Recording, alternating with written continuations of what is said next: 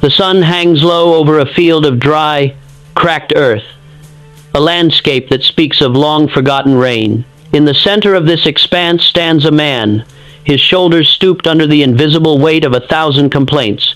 He stares at the horizon with eyes clouded by a familiar murky fog, the fog of bitterness. In his hand he holds a single heavy golden seed, a potential orchard waiting to be born. Yet, he does not see the seed. He sees only the dust at his feet. He looks toward the neighboring property, where the trees are tall, the leaves are lush, and the fruit hangs heavy, bowing the branches toward the earth.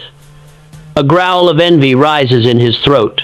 He turns back to his own dirt, spits upon the ground, and curses the smallness of his beginning. He is a man standing in the middle of a doorway, screaming at the threshold because it is not yet a cathedral. He does not realize that his own hand, currently clenched in a tight, angry fist, is the only thing preventing the seed from meeting the soil. The paradox is absolute. He possesses the very instrument of his salvation, yet he treats it like a pebble of no consequence. The air is still. The law of the harvest does not care for his theater of grievances. It waits, silent and indifferent, for a hand that is willing to open. This is not just a scene of a man on a farm. It is the universal snapshot of the human condition.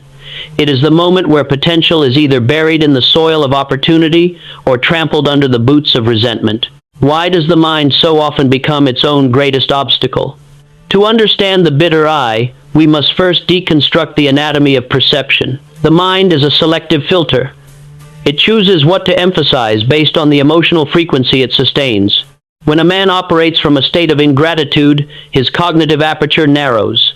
He loses the ability to discern the difference between a starting point and a failure. The why of this bitterness lies in the dangerous conflation of signs and causes.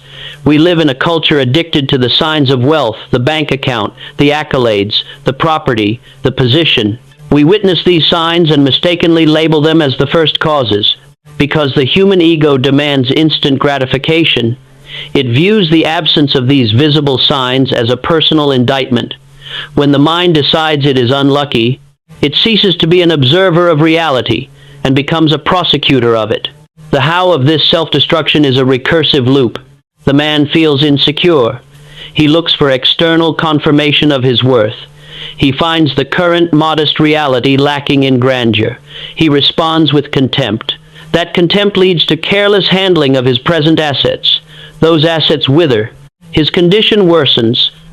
The cycle reinforces the original bitterness.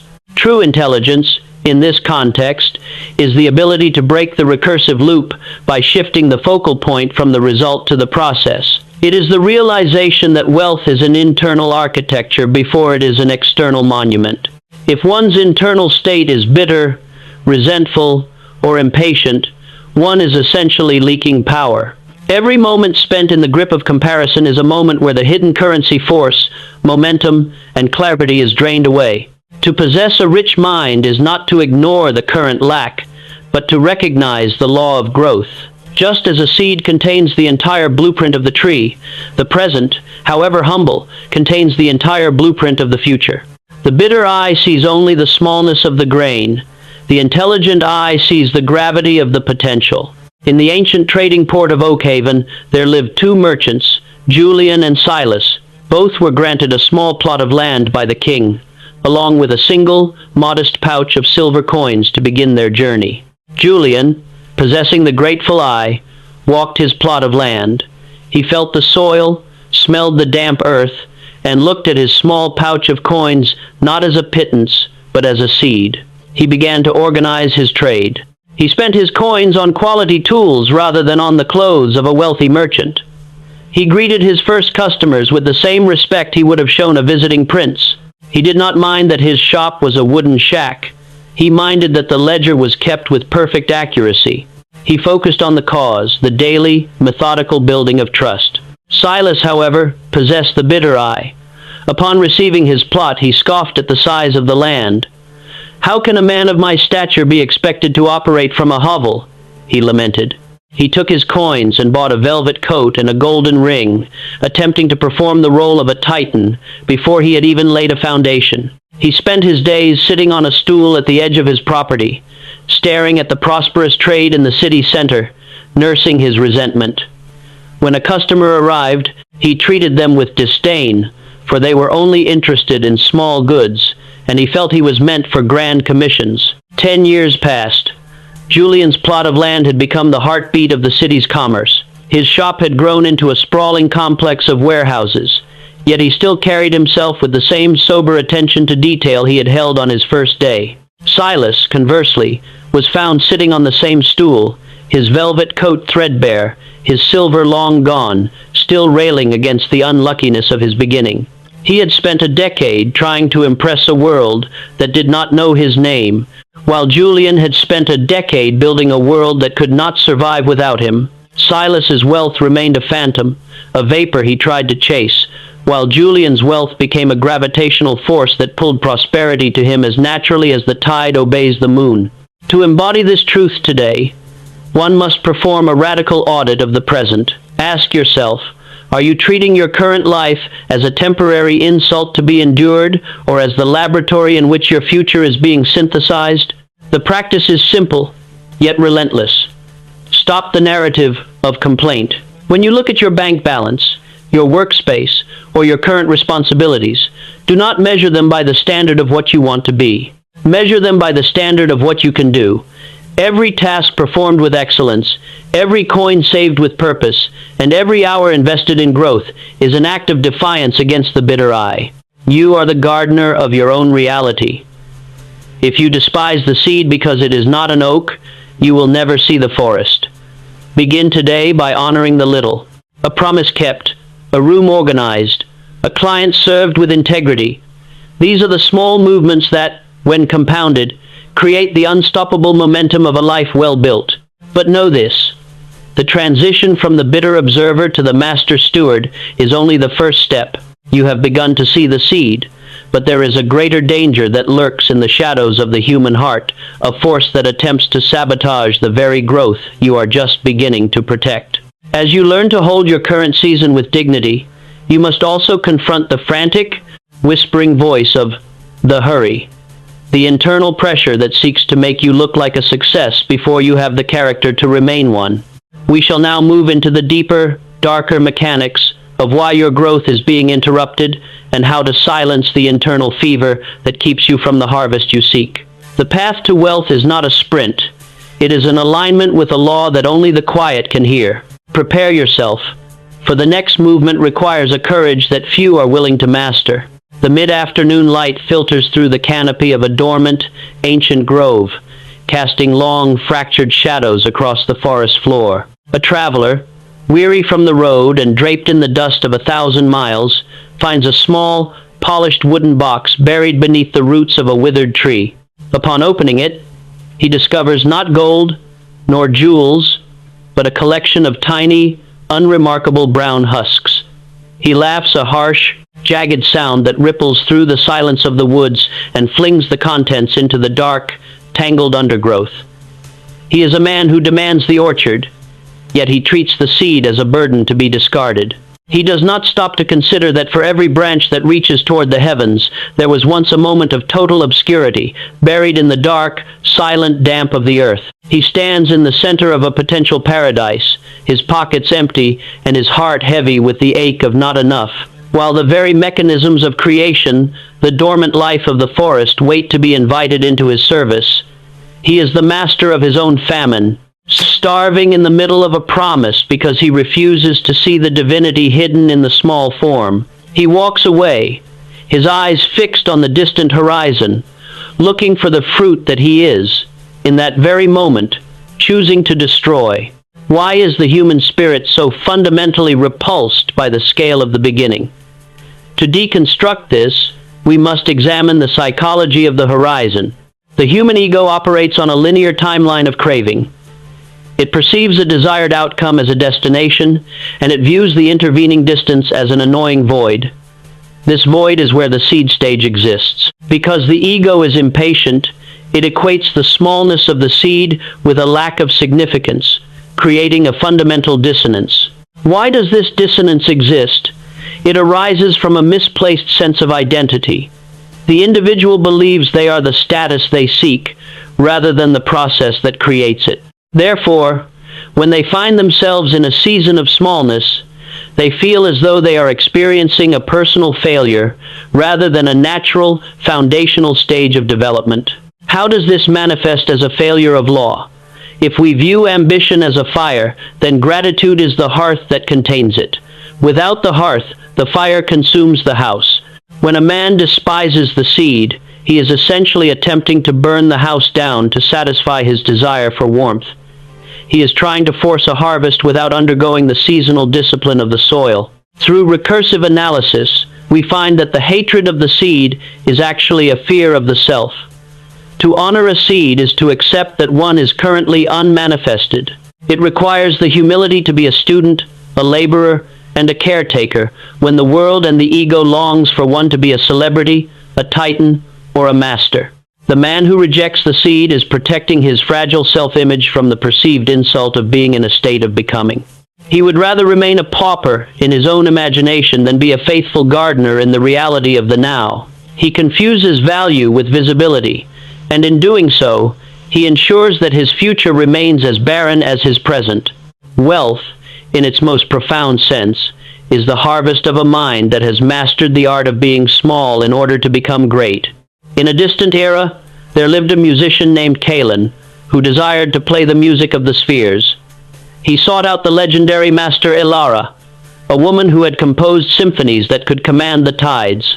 When Kalen arrived at her mountain retreat, he expected to be taught the secrets of complex harmonics and divine melodies. Instead, Elara handed him a simple, weathered flute carved from reed. "Play this one note," she commanded, striking a single, pure tone. "Return when you can hold this note with such presence that the air itself bows to it." Kalen was insulted. He was a virtuoso. He had played for kings. "This is a child's instrument," he scoffed. "Why must I waste my time on a single, hollow breath?" He played the note with impatience, his mind drifting to the grand concert halls he wished to occupy. Days turned into weeks. He played the note, but his heart was not in the reed. It was in the imaginary applause of the future. He grew resentful, his fingers stiff, his spirit sour. He eventually broke the flute in a fit of rage, declaring the master a fraud who did not understand his immense potential. Years later, a young girl from the village, who had never touched an instrument, came to the master. She too was given the reed, but she did not see a simple note. She saw a mystery. She sat by the stream for days, listening to the water, feeling the weight of the air, and when she finally placed her lips to the reed, she poured her entire being into that one sound. She honored the smallness of the note. She found the vibration of the universe in that single, humble breath. By the time Kalen returned to the base of the mountain, he heard a music so profound, so devastatingly beautiful, that he wept. It was the girl, playing the very same reed he had once despised. He realized then that the master had not been holding him back from the symphony. She had been testing whether he was capable of honoring the single note that makes the symphony possible. He had lost the orchard because he had scorned the seed. The girl had gained the world because she had knelt before the smallness of the truth. To embody this truth, you must undergo a season of the note. Choose one aspect of your current life, a single habit, a modest duty, or a neglected responsibility that you have been treating with disdain. It might be the way you maintain your desk, the way you answer your emails, or the way you listen to a colleague. For the next 7 days, treat this note as if it were the most important work of your life. Do not look for the grand results. Do not look for the applause. Look only for the perfection of the act. When you feel the itch of impatience, when you hear that whispering voice telling you that you are meant for more, stop, take a breath, and remind yourself that the more you seek is currently being forged in the quality of the less you are performing. Gratitude, in this context, is the act of bowing to the seed.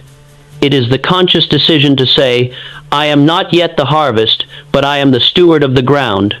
By honoring the modest, you are training your internal architecture to hold the weight of the massive. You have now learned to look at the seed with a respectful eye. But there is a silent saboteur that follows every person who begins to walk this path. Just as you are finding your footing, a new pressure will mount, the pressure of the performance. You will feel the urge to stop building in the dark and start building on a stage.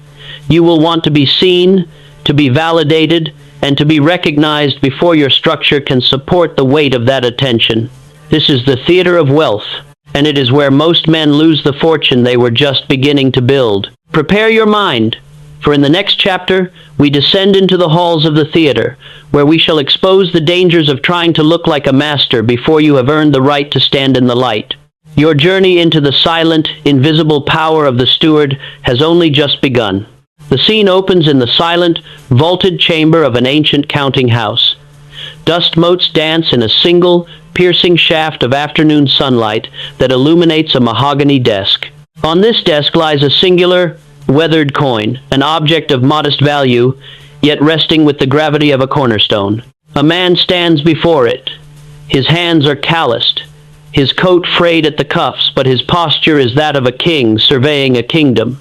He does not touch the coin with the frantic greed of a beggar, nor the casual apathy of an aristocrat. He touches it with the reverence of a custodian holding a piece of history. Outside the window, the city is a cacophony of ambition, a restless sea of merchants, thieves, and dreamers, all chasing the mirage of more to fill the hollows of their own discontent. The man inside the room hears the roar of the city, yet he does not join it. He knows a secret the crowd has collectively forgotten. Wealth is not a substance you acquire. It is a weight you earn the right to carry.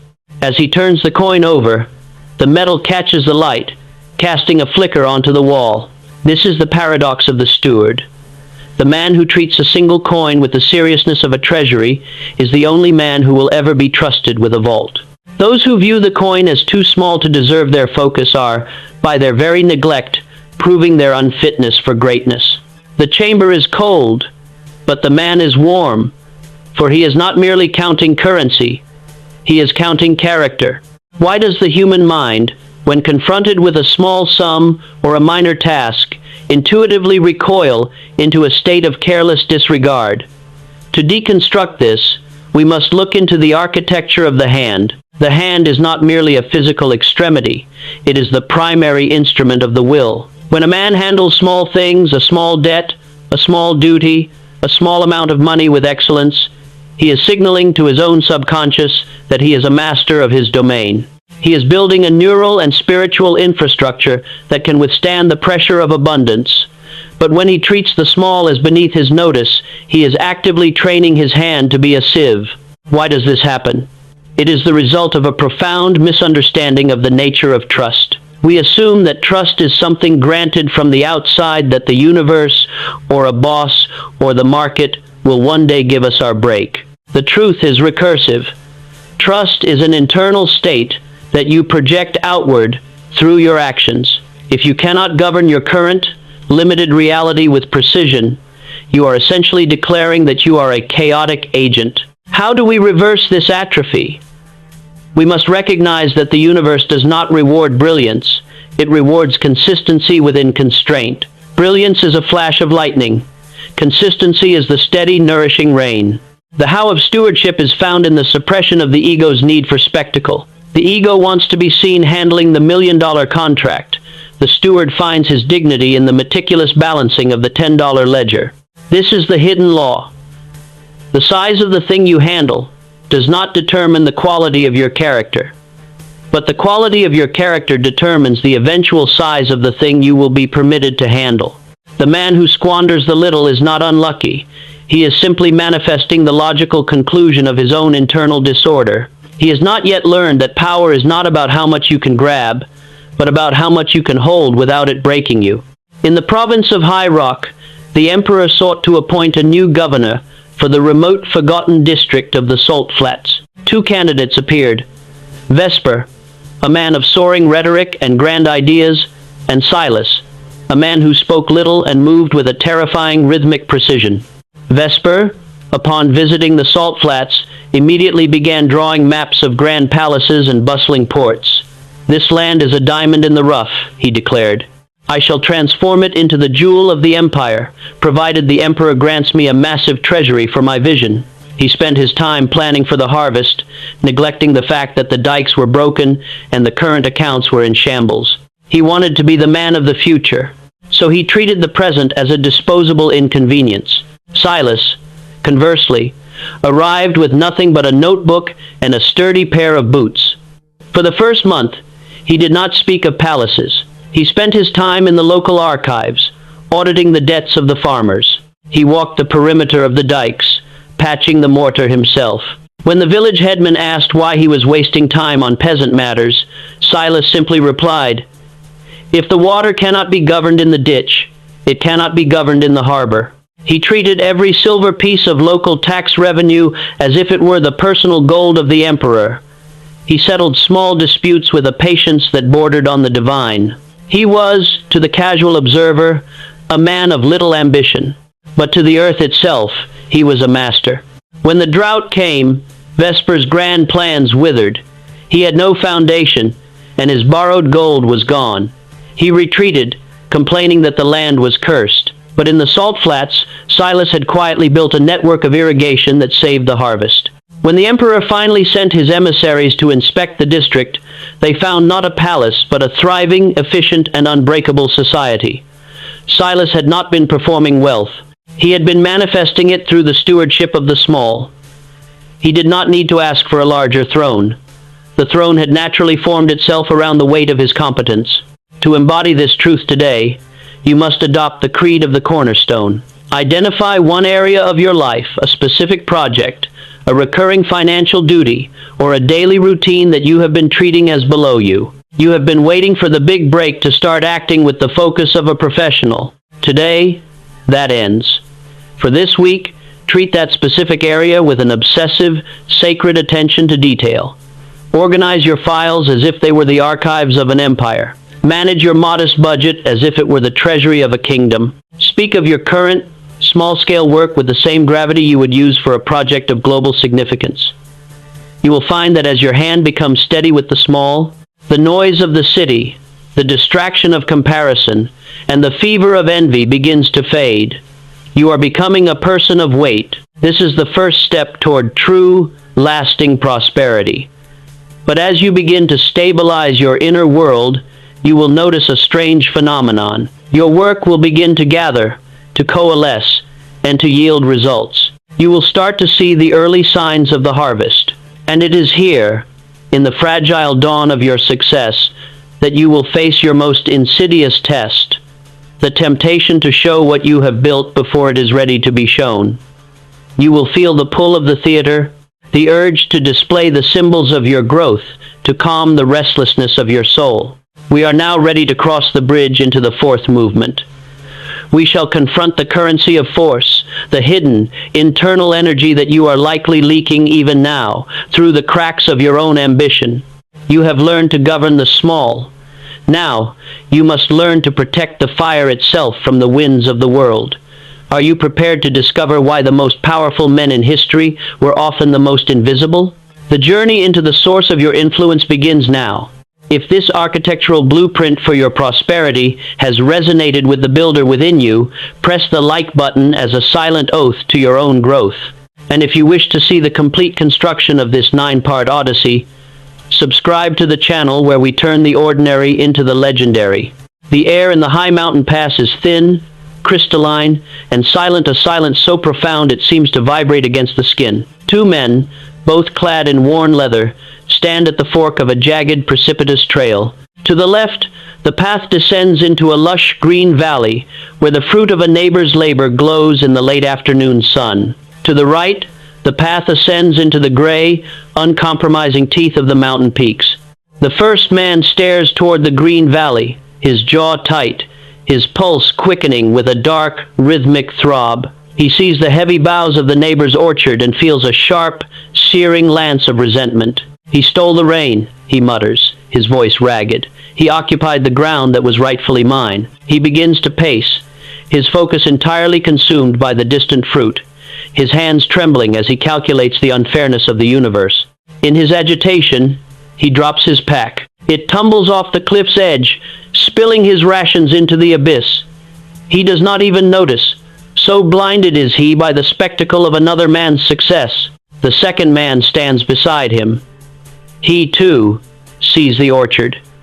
He notes the color, the health of the trees, and the efficiency of the rows. He feels the sting of his own hunger, but he does not allow the feeling to become a tenant in his mind. He watches the man beside him spiral into madness, then calmly turns his back on the valley. He looks at the gray, unforgiving climb ahead. The law still works, he whispers to the cold wind. If there is fruit there, then the ground is fertile. My field is waiting. He picks up his pack, checks the straps, and begins the long, steady ascent. He is not fighting the mountain. He is aligning himself with the very laws that allowed the neighbor to thrive. Why does the human spirit so instinctively turn toward envy when confronted with the success of others? To deconstruct the bitter eye, we must look at the mechanics of force. Force is the hidden currency of the soul, the concentrated power of focus, will, and emotional stability. In physics, force cannot be created or destroyed, only redirected. In the human experience, this is equally true. The recursive why. Why does the envious man lose his fortune before he even earns $1? It is because envy acts as a massive thermal leak in the engine of the soul. The envious man is not just looking at another's field. He is pouring his finite, precious force into a bucket with a hole in the bottom. He is attempting to build his own future using the emotional scraps of another man's past. The recursive how. How does this redirection manifest as physical poverty? It happens through the erosion of cognitive clarity. When a man is consumed by the "why is it not me" narrative, he enters a state of psychological reactivism. He is no longer the architect of his life. He is the spectator of another's. He begins to interpret every delay, every setback, and every struggle as evidence of a conspiracy against him. This creates a feedback loop of bitterness that acts as a spiritual anesthetic. He stops feeling the urgency to plow his own ground because he is too busy feeling the insult of his neighbor's harvest. The grateful mind, by contrast, operates on the principle of reflective alignment. Gratitude is the highest form of intelligence because it recognizes that the presence of success in the world is not a theft of one's own potential, but a proof of concept. The grateful man says, "If the law of the harvest produced that, then the law is real. And if the law is real, I can compel it to work for me." He preserves his force. He does not leak it into the abyss of complaint. He directs it into the plow. By refusing to treat another's success as a personal affront, he preserves the integrity of his own spirit, keeping his internal resources reserved for the only thing that matters, the cultivation of his own soil. In the desert city of Marrakesh, there were two weavers, Hakam and Tariq, who competed for the same royal commissions. Hakam was a master of technique, but his heart was a furnace of comparison. Every day, he watched Tariq's shop. When Tariq received a request for a gold-threaded tapestry, Hakam would grow sour. He would spend hours pacing his shop, railing against the corrupt city officials who clearly favored Tariq, and working himself into a fever of self-pity that made his hands shake and his patterns blur. Hakam's tapestries, once renowned, began to show the cracks of his internal war. The tension was uneven. The colors, chosen in fits of frustration, were discordant. He was leaking force into the theater of envy.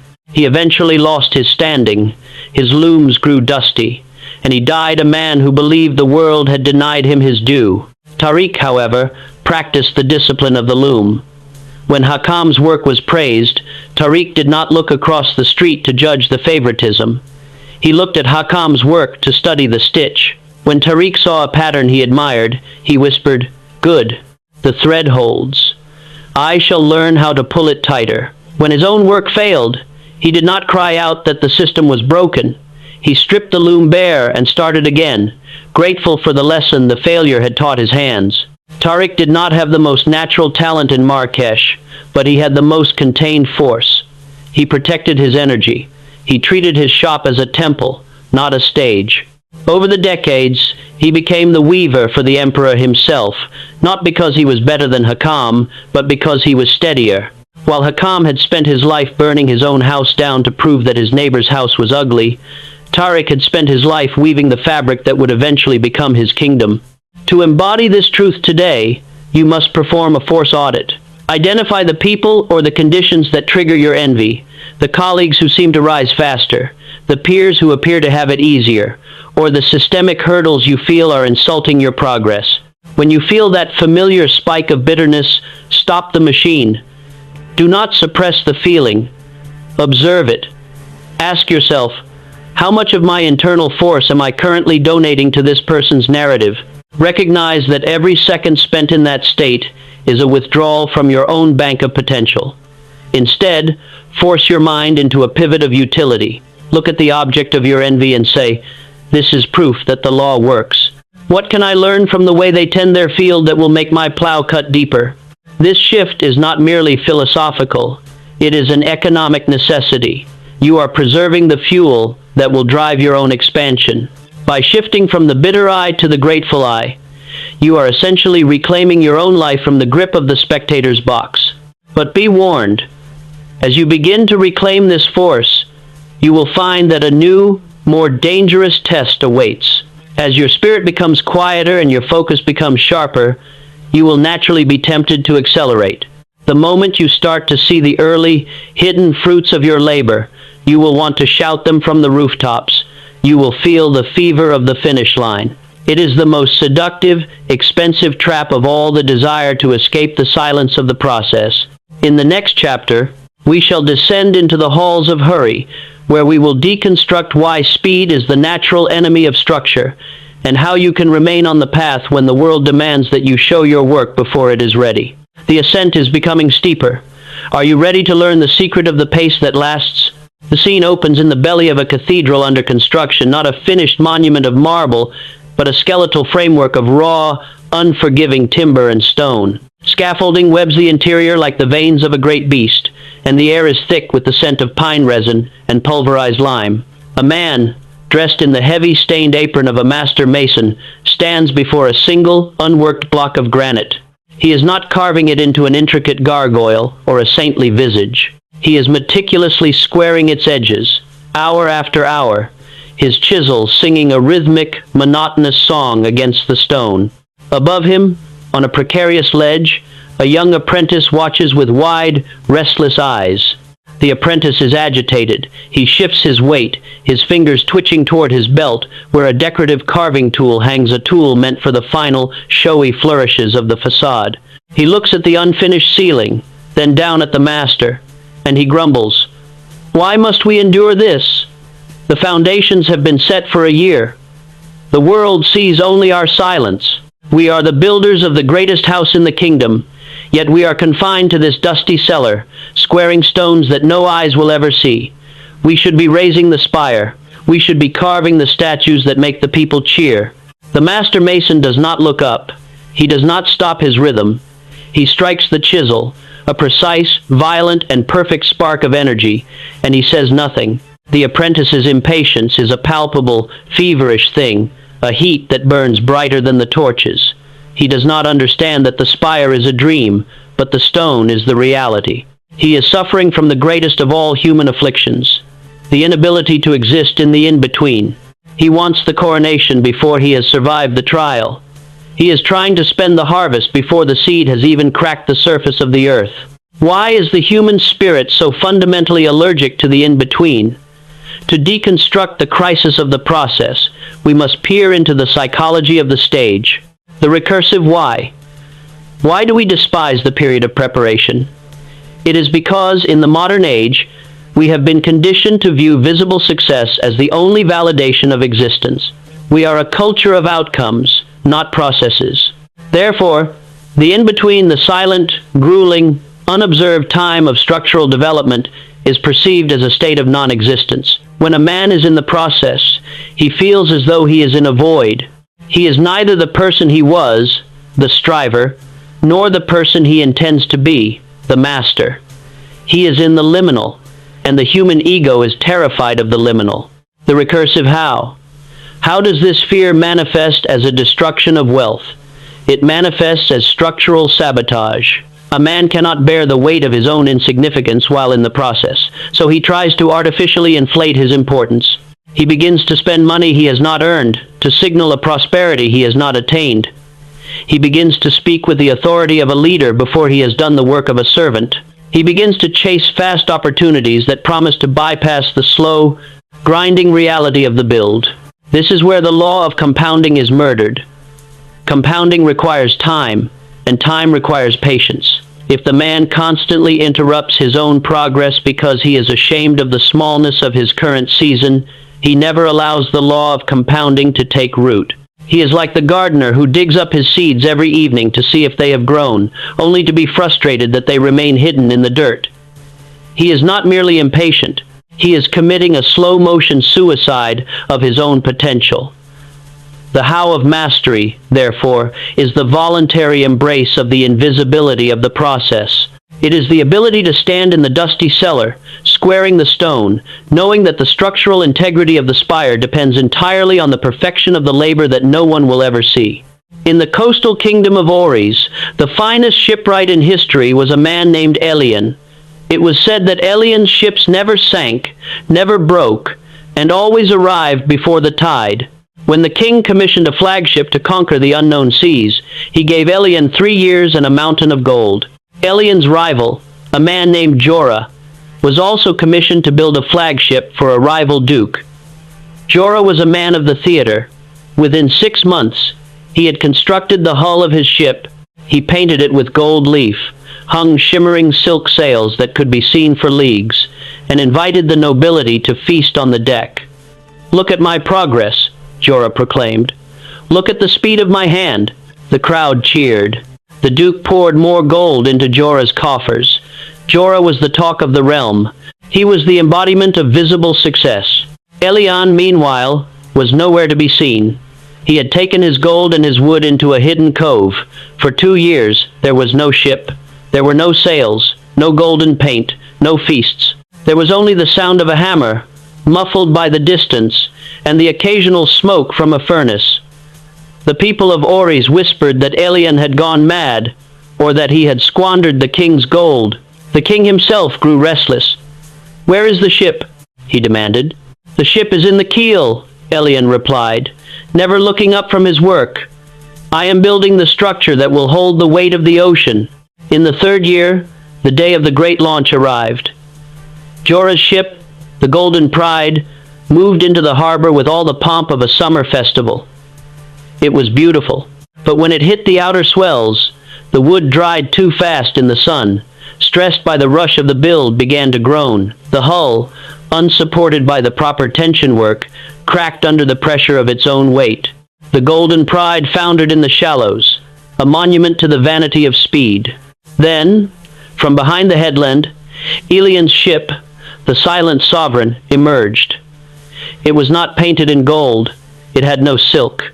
It was a dark, sleek, terrifyingly efficient masterpiece. When it hit the swells, it did not groan. It carved through the water with the grace of a predator. It was built on the unseen foundation of 2 years of brutal, invisible, methodical patience. Elian had conquered the ocean because he had not been afraid to remain invisible until the moment he was undeniable. To embody this truth today, you must identify the Jorah in your own life. What are the visible symbols of success? The clothes, the social media presence, the grand announcements, the outward performance that you are using to distract yourself from the boring, grueling, necessary work of the keel laying? Your task for this chapter is the Pact of the Cellar. For the next month, commit to one major goal and resolve to produce 0 outward signals of your progress until the structural foundation is complete. Do not announce your plans. Do not seek validation. Do not try to look like a master before the work has been mastered. Find the deepest, most foundational part of your ambition, the part that is currently a mess of unworked stone, and dedicate yourself to the squaring of that edge. This is not a suggestion. It is a discipline of preservation. By keeping your work hidden, you are protecting it from the corrosive influence of public opinion, which will always demand a polish you are not yet ready to provide. You are creating a pressurized environment where your skills can harden without the interference of the crowd. But be careful. As you find this rhythm, as you learn to love the silence of the cellar, you will discover that the work is not merely changing your output, it is changing you. You will notice that the urgency to be seen has been replaced by a hunger to be sound. You have begun to understand the law of the structure. However, there is a force that will rise to meet this new strength. It is the temptation to assume that your newfound capacity means you are finished.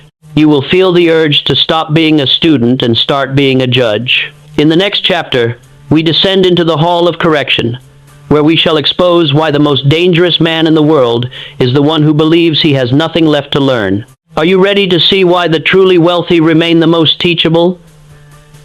The spire is rising, but the foundation is still being poured. In the heart of a vast, temperate forest, there exists a tree of such immense girth that it defies the eye's attempt to measure its singular scale. Its bark is like the armor of a forgotten age, etched with the deep, craggy lines of centuries. Beneath it, a traveler kneels, his hand brushing against the soft, cool moss. He is seeking to understand the secret of such titanic life, looking for a singular lightning strike or a grand intervention that could have birthed such a monolith. He finds nothing but the quiet, rhythmic descent of needles and the patient turning of the soil. There is a profound paradox in the silence of the forest floor. The most significant events in nature, the ones that result in towers of wood that scrape the clouds, are entirely inaudible.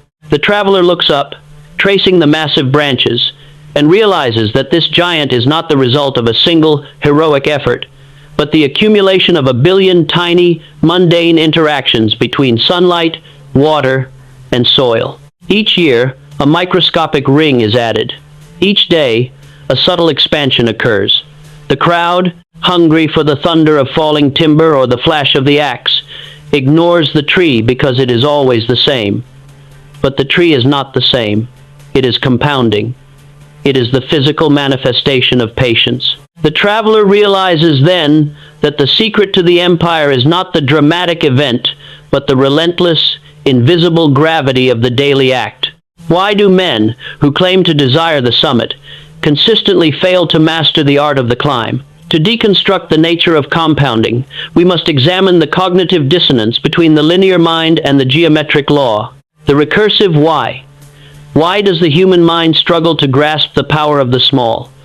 It is because our biological hardware is evolved for immediate, survival-based feedback. We are wired to hunt, to gather, and to escape danger, all of which provide instant results.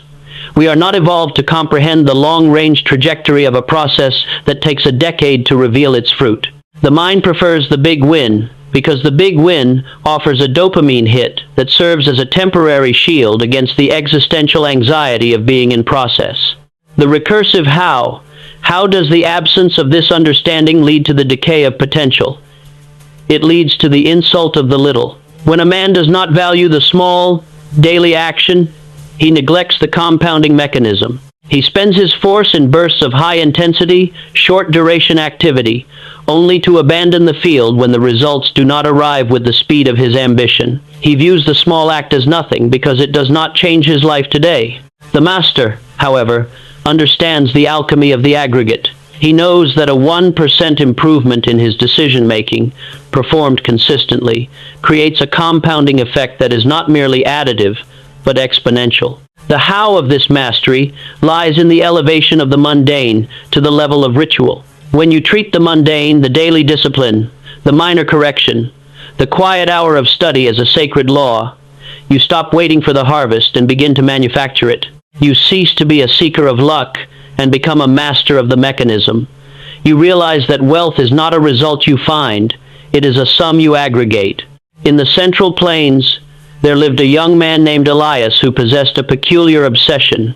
While his peers were busy trading their meager savings for trinkets or gambling on the rise of local crops, Elias began a strange practice. He took a single copper coin each day and placed it into a heavy, iron-bound chest buried beneath his hearth. For the first year, his neighbors mocked him. Elias the miser, they called him. They watched him work in the fields, sweating and laboring, while he had nothing to show for it but a dusty chest. For the first decade, the chest remained heavy, but it was just a pile of copper. It did not change his house. It did not change his clothes. It did not change his standing in the town. He was the butt of every joke at the tavern. But Elias was not interested in the joke. He was interested in the law. He had discovered that if he took that copper, invested it into small, overlooked tools, and then reinvested the gain from those tools back into the soil, the law of geometric growth began to take hold. By the second decade, the compound effect became visible. He was no longer trading his labor for bread. He was trading his tools for land. By the third decade, Elias owned the very tavern where the jesters once drank. He was not a man of sudden genius. He was a man of the quiet law. When the jesters asked him, "How did you become so rich so fast?" Elias simply smiled. He knew the truth that they would never accept. He had not become rich fast. He had become rich by treating 30 years of small days with the same gravity others reserved for a once-in-a-lifetime lottery win. He had allowed the law to work for him, while they had spent their lives trying to escape the law in favor of the exception. To embody this truth today, you must commit to the ritual of the increment. Identify one area of your life, your finance, your health, your professional craft, where you have been waiting for a grand breakthrough. Abandon the breakthrough. It is a lie. Instead, define the unit of mastery for that field. If you are a writer, the unit is the daily paragraph. If you are a builder of wealth, the unit is the daily saving or the daily improvement of your trade. Perform this unit with a level of seriousness that borders on the obsessive. Do not let a day pass without it.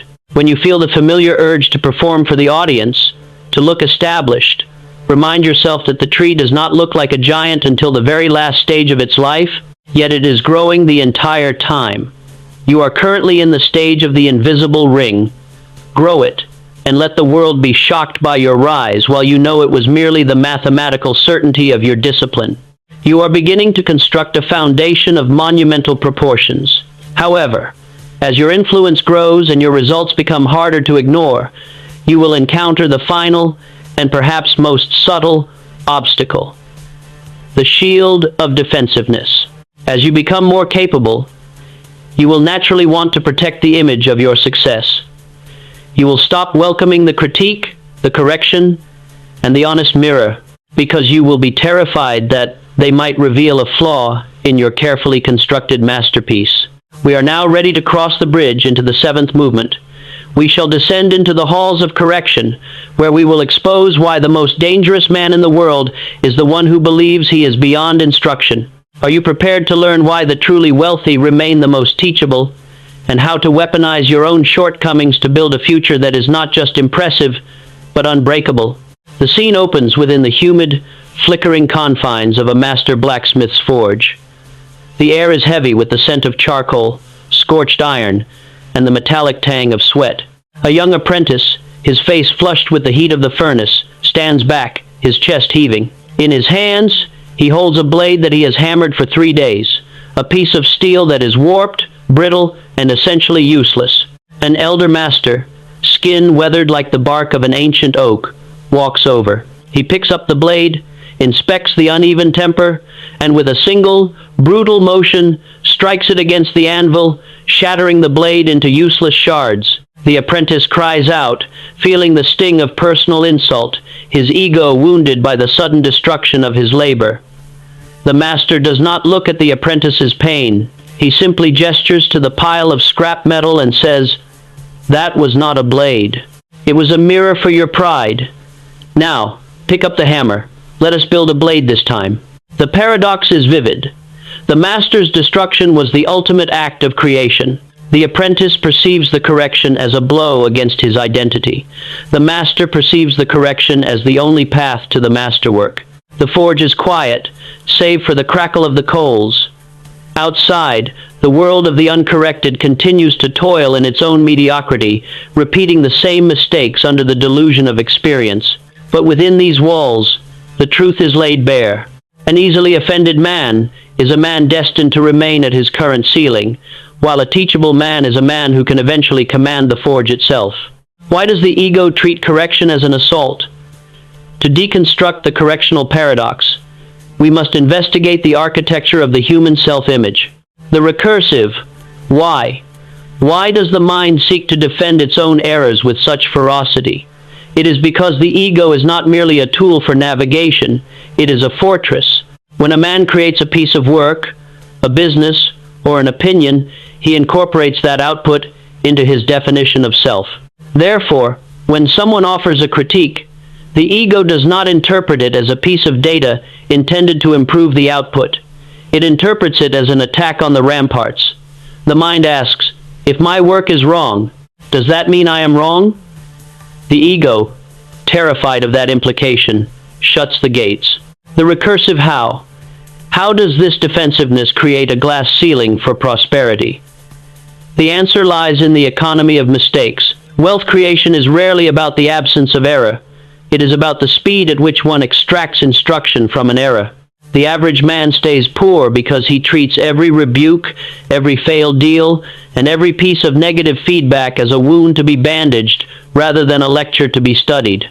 He is trapped in a feedback loop where he protects his pride by repeating the same preventable errors, money leaks, timing failures, and appetite mismanagements that keep him tethered to his original station. The how of true correction is the practice of identity separation. The master understands that the work is not the worker. He extracts the ego from the equation, viewing the correction not as a judgment of his character, but as a diagnostic report for his craft. When he is told, "This part is weak," he hears, "This part is the leverage point for your next level of growth." He does not feel threatened, he feels empowered. He realizes that the ability to accept correction is a rare and profound form of intellectual leverage.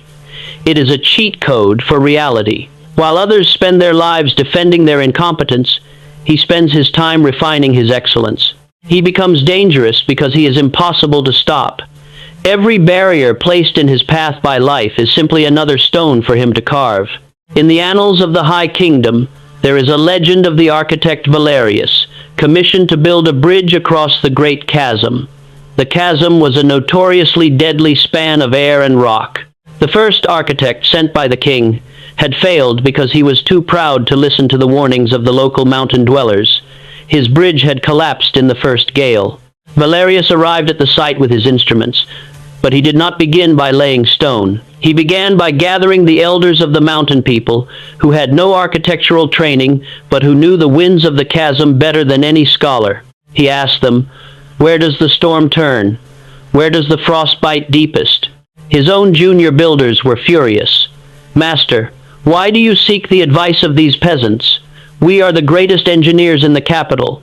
Their opinion is beneath us." Valerius smiled and replied, "I am the master of the stone, but they are the masters of the chasm. To build a bridge that lasts, I must correct my blueprints against the reality they have lived."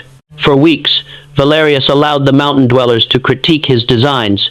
He allowed them to point out where his stone would crumble and where his arches would catch the wind. He suffered through the ego-bruising reality of being told that his capital-trained methods were useless in this specific, brutal environment. He did not defend his pride. He revised his work. He integrated their lowly wisdom into his high architecture. When the bridge was finished, it was not the design he had originally envisioned. It was something stronger, an architectural hybrid of master engineering and local survival instinct. It stood for 500 years, while all other bridges were swept away. Valerius had reached the status of legend not because he was the most brilliant architect, but because he was the most corrected. He had the wisdom to know that the chasm did not care about his reputation. It only cared about the accuracy of his construction. To embody this truth today, you must identify your chasm. Where in your life are you currently suffering from a repeated failure, a recurring financial slip, a persistent professional mistake, or a habit that you keep justifying? Your assignment for this chapter is the audit of rebuke. Find someone who is either more experienced than you or who possesses a viewpoint you have been ignoring. Approach them and ask the most dangerous question a proud man can utter. Where is my work weak, and what am I not seeing? When they answer, your only task is to listen. You are not allowed to explain. You are not allowed to defend. You are not allowed to justify the context. You must receive the information as a raw, technical asset. This is the fastest path to expansion. By stripping the emotion from the feedback, you turn every criticism into an upgrade. You will find that as your defensiveness dissolves, your decision-making becomes clinical, precise, and immensely profitable. But be careful. As you sharpen your ability to handle correction, you will find that you are becoming cheaper to manage, not in value, but in the effort required to optimize you. Your soul is becoming lighter, stripped of the heavy, expensive armor of pride. You are learning to move through the world without the burden of constant self-defense. However, there is a final spiritual trap that catches even the most teachable men. As you become more effective, you will be tempted to turn your life into a monument to your own utility. You will want to be seen as the man who is never wrong. You will fall into the trap of status-based consumption, where you try to signal your progress through the things you own and the way you live, rather than the way you function. In the next chapter, we descend into the halls of the expensive soul, where we shall expose why the wealthiest men in history were often the most indistinguishable from the crowd. Are you ready to learn why your soul becomes an economic burden the moment you start dressing it up in the costume of success? The climb continues, and the air is getting clearer. The scene opens in the grand ballroom of a metropolis, where the air is thick with the scent of expensive perfume and the suffocating weight of status. A man stands in the center of the throng, draped in fabrics that cost more than a village's annual harvest. He holds a crystal flute of vintage wine, but his eyes are not fixed on his companions. They are darting nervously around the room, performing a frantic, silent audit of the people present. He is measuring his own worth by the gaze of the crowd, adjusting his expression every time a high-ranking official passes, his laughter arriving a fraction of a second too late, his tone rising an octave to ensure he is heard. He is, to the casual observer, a man at the pinnacle of his achievement. Yet, behind the mask of his composure, there is an invisible, raging fire. He is burning through his own life force to sustain the performance of being someone. Every interaction is a transaction where he buys a sliver of validation at the cost of his inner tranquility. He is expensive to himself.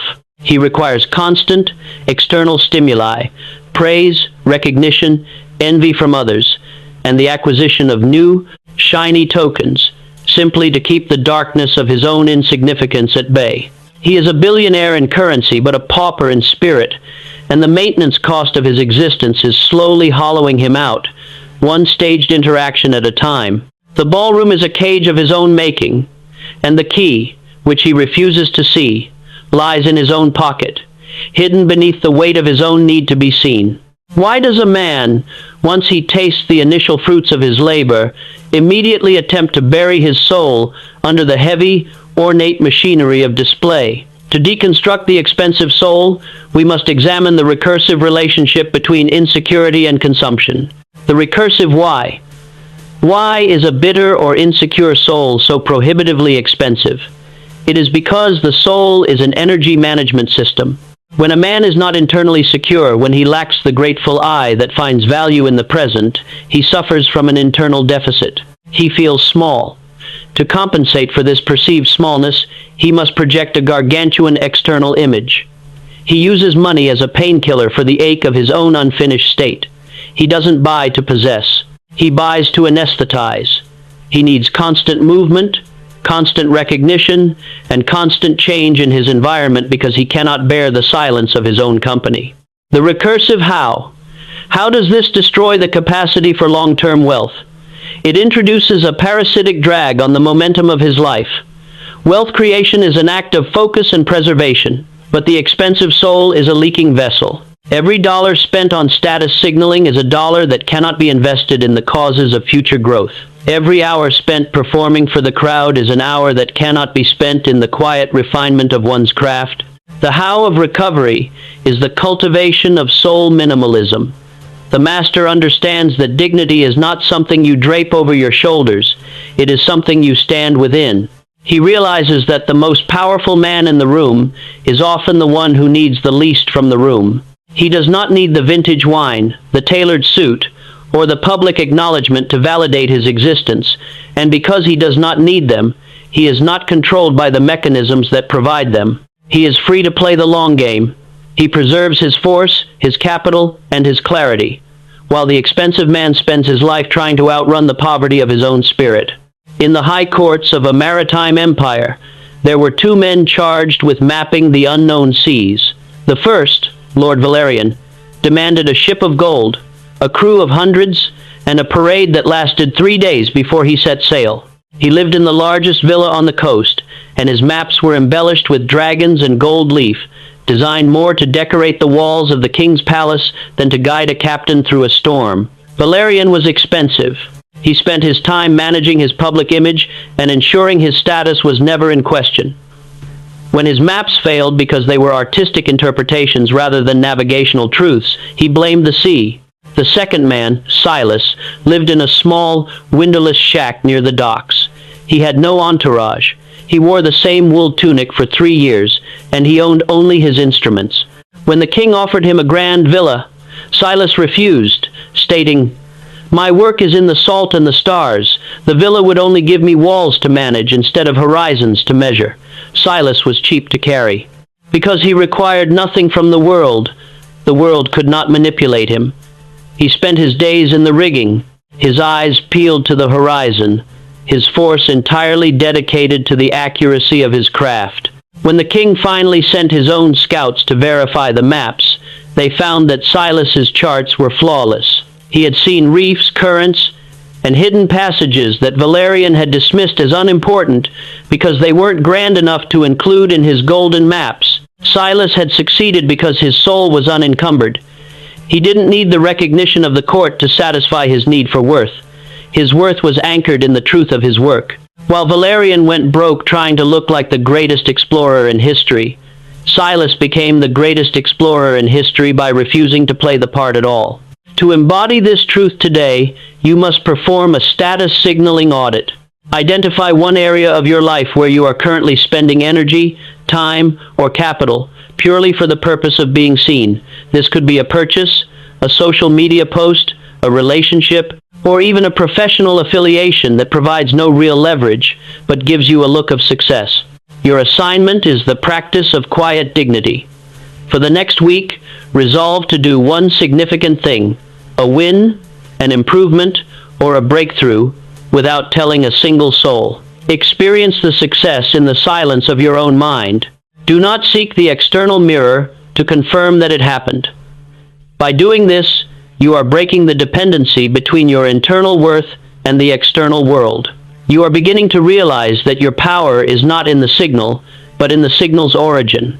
You are becoming a person of substance, someone who can sit in a room of noise and remain entirely centered, entirely anchored, and entirely efficient. But be warned, as you begin to shed these external layers, you will face the silence of the crowd. As you stop performing, some people will stop noticing you. You will feel a strange, hollow sensation of being invisible. It is the most terrifying moment for the ego, for it is the moment you realize that you are truly alone with your work. It is here that you will face the final and most profound test of your prosperity, the relationship between your peace and your possession. You have become cheap to carry, but can you remain at peace when the world does finally give you what you want? We are now ready to cross the bridge into the 9th movement. We shall descend into the hall of reality, where we will expose why gratitude is not just a polite mood, but an alignment with the physical laws of the universe. Are you prepared to learn why the grateful man is the only one who can actually survive the arrival of his own dreams? The final ascent begins now. The scene unfolds upon a vast, salt-dusted plain beneath a sky so immense it humbles the very concept of time. Here, two men stand in the path of an approaching storm, a wall of bruised violet clouds that promises either ruin or replenishment. The first man, frantic and hollow-eyed, spends his remaining strength shaking his fist at the heavens. He screams of the unfairness of the drought, of the cruelty of the winds that refuse to favor his specific plot of land, and of the bitter irony that he has prayed for rain only to be met with a tempest.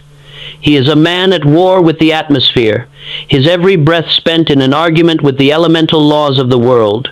The second man stands with his feet planted firmly in the grit, his eyes tracing the movement of the clouds. He does not ask the storm to change, he asks the earth to receive. He spends these final, precious moments of calm, clearing the drainage channels, reinforcing the stone embankments, and covering his tools. He recognizes the storm not as a divine insult, but as a neutral force of nature, a reality that requires his active cooperation. He is not in an argument with the world. He is in alignment with it. When the first drop of rain falls, the first man is still railing at the sky, his field unready, his heart in a state of chaotic resistance. The second man, having governed the little, stands ready to receive the immense. He is the physical embodiment of the truth that wealth is not the absence of the storm, but the presence of the right response to it. Why is it that the human mind, despite its vast capability for logic, finds the act of surrender to reality to be the most difficult psychological maneuver? To deconstruct the principle of alignment, we must look at the ego's war with law, the recursive why. Why does the mind prefer the argument over the alignment? It is because the ego is built to sustain a narrative of personal control. To align with reality is to admit that the universe operates according to laws that do not care about your feelings, your expectations, or your sense of justice. It is a blow to the ego to acknowledge that the rain falls on both the just and the unjust, and that your success is not guaranteed by your goodness, but by your adherence to the mechanics of the field. The mind clings to the argument because the argument is a last-ditch attempt to maintain the illusion that the self is the center of the cosmos. The recursive how. How does this lack of alignment sabotage the building of wealth? It creates a state of spiritual incoherence. The unaligned man is constantly trying to edit reality. He wants the harvest without the weight, the wealth without the stewardship, the status without the substance. He is constantly working against the friction of the world. The master, however, practices total acceptance of law. The how of this mastery is the transition from demanding to obeying. The master views every circumstance, the delay, the small sum, the boring duty as a piece of raw information. He does not ask, "Why is this happening to me?" because that question implies he is a victim. He asks, "What is the law at work here, and how do I cooperate with it?"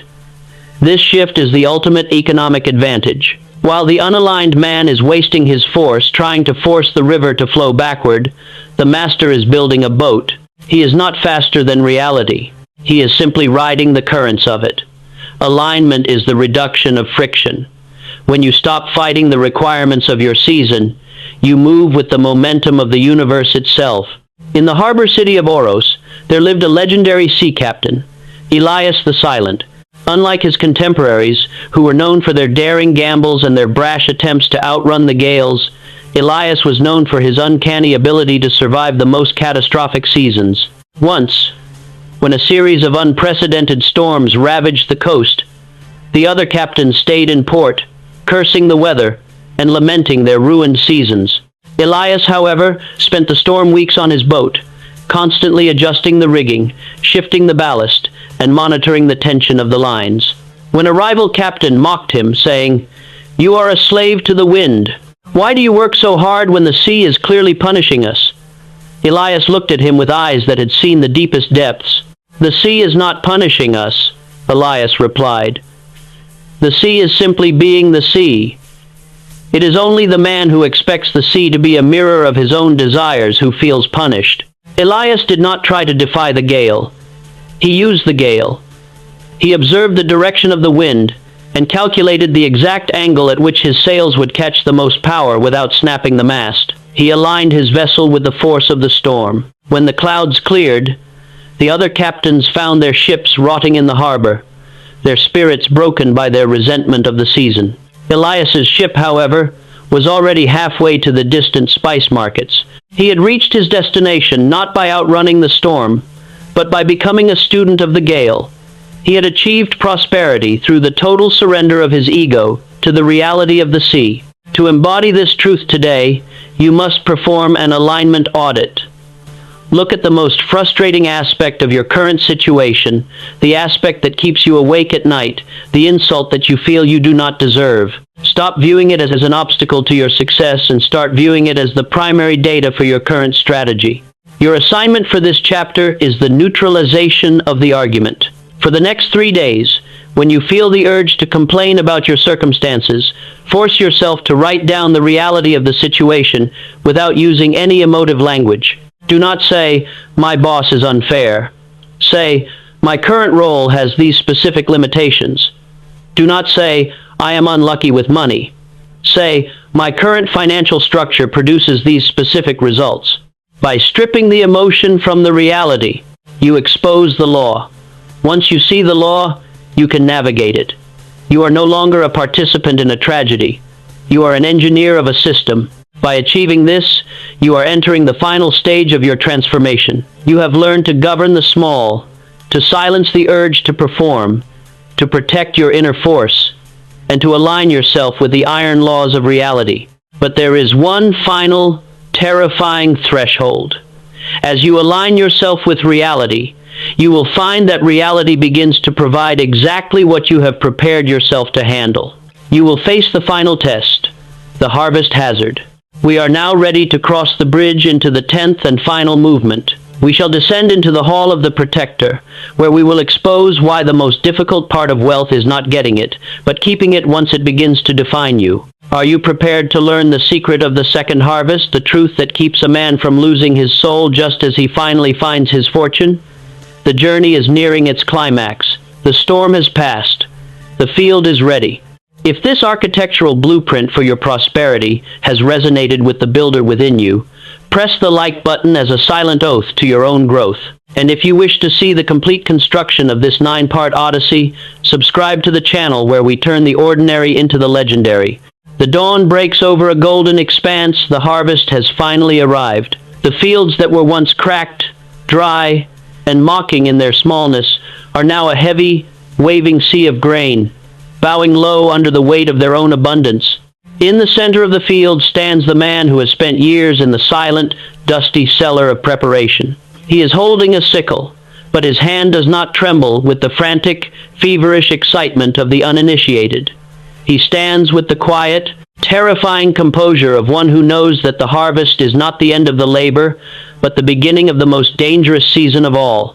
A storm of birds descends upon the field, seeking to plunder the bounty. The man watches them with a steady, unblinking gaze. He knows that the same sun that brought the wheat to maturity is also the sun that dries the soil, and he knows that the same abundance that feeds the body can starve the soul if it is handled with the arrogance of entitlement. He looks at his hands, calloused, steady, and clean, and he remembers the weight of the single seed he once held. The paradox is absolute. He has everything he ever asked for, yet he is more vulnerable now than he was in the days of his deepest lack. He stands in the presence of his own manifestation, and in this moment, he realizes that the only thing standing between him and total ruin is the persistence of his original reverence. The harvest is not a prize to be consumed, it is a trust to be governed. Why is it that the very moment of victory is historically the most frequent point of failure? To deconstruct the harvest hazard, we must examine the recursive relationship between possession and permission. The recursive why. Why does the arrival of success often trigger a decay in the character that built it? It is because the ego interprets results as absolution. When the account grows, when the influence expands, when the reputation is solidified, the ego says, "I have arrived. The struggle is over. I am now exempt from the laws that govern my beginning." This is the fatal error. The ego equates the reward of the law with the suspension of the law. It views the harvest as a state of permanent security, rather than a temporary manifestation of an ongoing discipline. The recursive how. How does this lead to the entitlement rot? It happens through the erosion of the memory of the seed. When a man stops remembering the lean years, he stops fearing the waste of the small things. He begins to speak more loosely, spend more emotionally, and treat his daily habits with a casualness that would have destroyed him in his infancy. He confuses permission with possession. He believes that because he has more, he is now above the rules of the little. The how of protection is the sovereignty of the root. The master understands that the larger the tree, the deeper the root must grow to hold it. He does not use the harvest to feed his vanity. He uses it to reinforce his foundation. He maintains the same rigor in his bookkeeping, the same discipline in his speech, and the same gravity in his promises that he held when he was unknown. He protects his wealth by refusing to become casual with it. He treats his abundance as a sacred trust, an extension of the same law that multiplied the seed. He knows that if he stops honoring the law will stop multiplying his harvest. Entitlement is the acid that dissolves the root. Gratitude is the sap that maintains the life. In the ancient kingdom of Ethelgard, there lived a king named Alaric, who ruled over an era of unprecedented prosperity. Upon his ascension, Alaric found a kingdom that was impoverished and fractured. He spent 30 years as a king of the seed. He lived in the barracks with his soldiers, ate the grain of his farmers, and governed with a penurious, agonizing attention to every copper in the realm. His people called him the Iron Steward. When the wealth finally arrived, when the trade routes flourished and the gold mines birthed a river of riches, the court advisors came to Alaric. "Majesty," they said, "you are the richest king in the world. You have earned the right to live as a god. Build a palace of marble. Command the world to bow. Let your indulgence be the sign of our greatness." Alaric took his advisors to the basement of the current, humble palace. He showed them a small, plain wooden chest. Inside was the old, worn tunic he had worn on his first day as king, stained with the soil of the fields he had walked. "This is the king," Alaric said. "The gold is merely the rain. If I allow the rain to become the king, the land will drown." For the rest of his reign, Alaric refused to live in the grand palaces he had been offered. He kept his meals simple, his dress modest, and his daily audits of the treasury rigorous. When he died, he left behind a kingdom that was not just rich, but durable. His successors, however, did not share his memory. They saw the gold as permission to loosen. They built the marble palaces, they feasted on the luxury, and they forgot the iron discipline of the steward. Within 2 generations, the treasury was empty, and the kingdom had crumbled into ash. Alaric had been the protector of the harvest. His heirs had been the consumers of it. The gold had not changed. The alignment of the men had.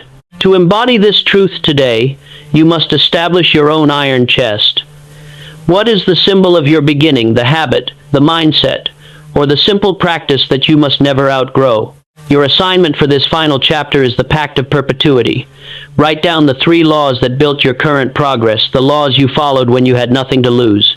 Resolve that, regardless of how much you acquire, you will never abandon these core disciplines. If you tracked every dollar when you were poor, track every dollar when you are rich. If you honored every promise when you were a nobody, honor every promise when you are a somebody. By doing this, you are anchoring your future to your foundation. You are ensuring that your harvest will not become a trap, but a platform. You have learned the architecture of the self, the science of the seed, the discipline of the process, and the protection of the soul. You are no longer the same person who began this journey. You have moved from the bitter eye to the grateful law. But as you stand in the golden field of your own creation, look closely at the horizon. The journey you have taken is not a closed loop. It is a spiral. You are entering a new, higher level of existence, where the scale of your influence will demand a new level of integrity. The lessons you have learned here are not merely for your own gain. They are the light you must now carry to help others find their own soil. The cycle of the steward is never truly finished. It simply expands. You are now the architect, the harvester, and the guardian. Go forth and govern, for the world is waiting for a soul that has learned the secret of the seed. The story you have been building is now yours to live, to share, and to multiply, not just for your own account, but for the future of all who watch you rise.